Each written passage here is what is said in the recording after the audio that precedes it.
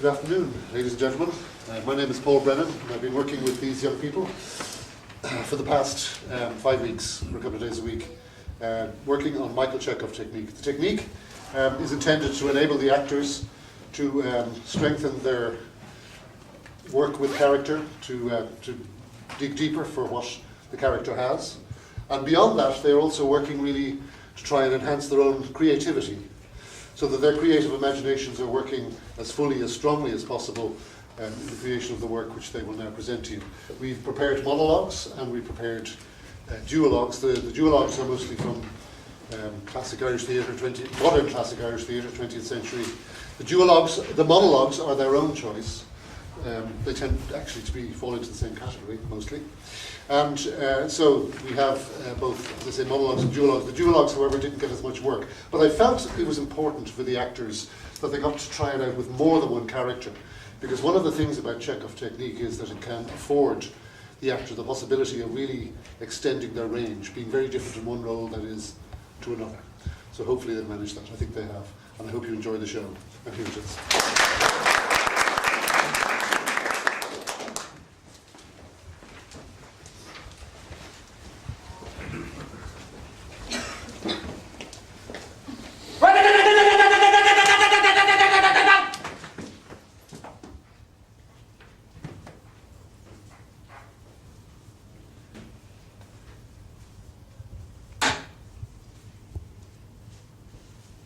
I travelled back over the last 2 weeks, when I seemed to spend every other moment reading his letter. I travelled back over the day and the moment I stood in my hallway looking down on that letter. How the previous 5 years seemed to matter so little, because I could see how carefully he'd written my name on the envelope. I travelled back over what happened in those 5 years we were apart, and I can see pictures of me lost in time thinking of him.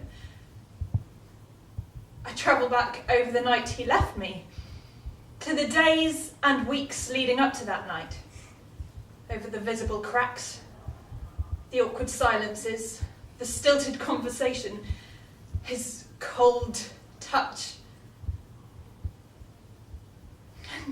And then further back, over our mornings in bed, our days in park, our easy silences, his touch, back to our first meeting, back to his first kind words.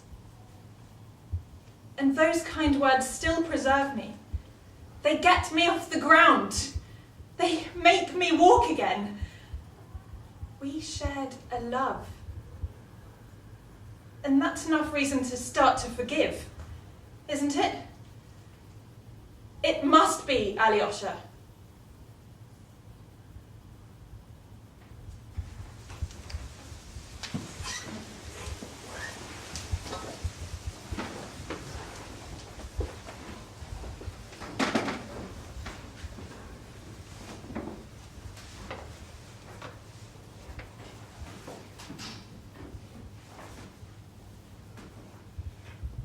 My tale is not told yet, Nicholas.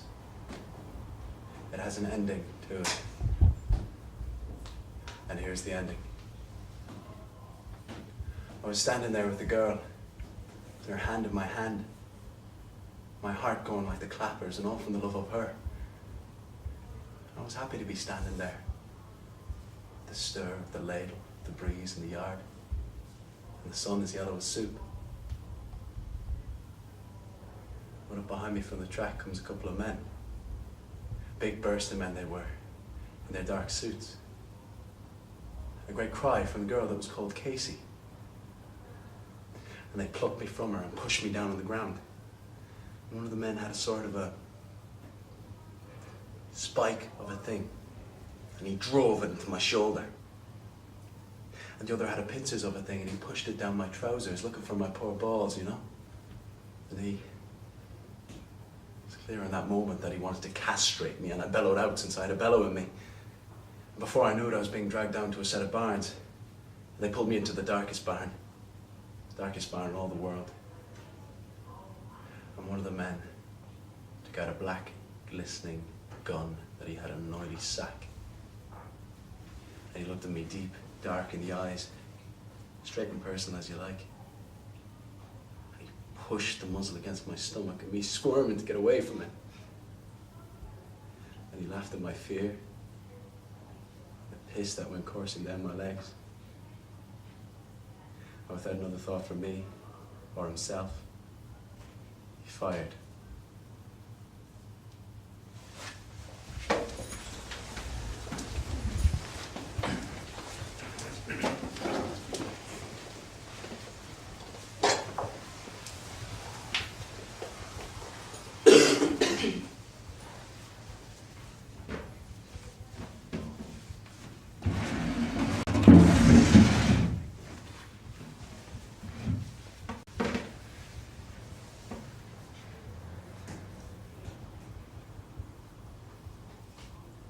I'll cover up his face to hide the sea,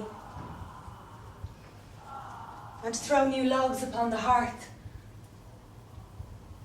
and stir the half-burnt logs until they break in flame. Old Manannan's unbridled horses come, and on their backs his horsemen, but all the enchantments of the dreaming foam dread the hearth fire. Call on Cuchulainn now. Can you not hear my voice? Bend over him. Call out dear secrets till you have touched his heart, if he is there. And if he is not there, till you have made him jealous. Cuchulainn, listen!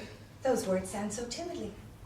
To be afraid because his wife is but 3 paces off, when there is so great need. We're but to prove the man that chose you made but a poor choice. We're but 2 women struggling with the sea.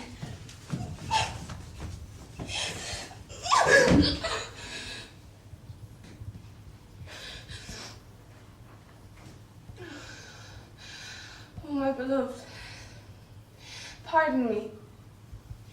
I've been ashamed. I thrust that shame away. I have never sent a message or called out. Scarce had a longing for your company. But you have known and come. And if indeed you are lying there, stretch out your arms and speak.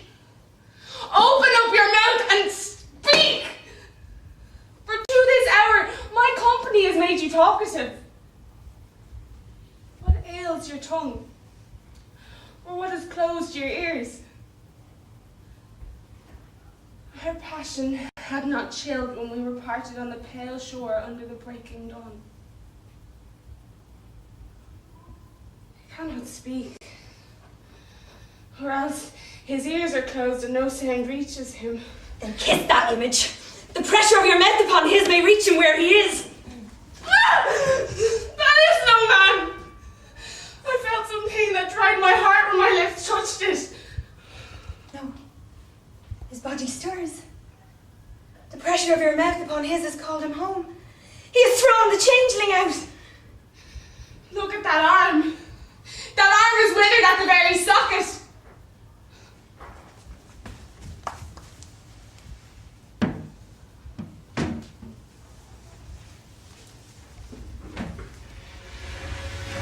Hurry on now there up that back! Miss Ingram, will you please take your seat? Georgina Wharton, I do not want to hear a word coming out of those lips and said to your neighbours today. Sit down!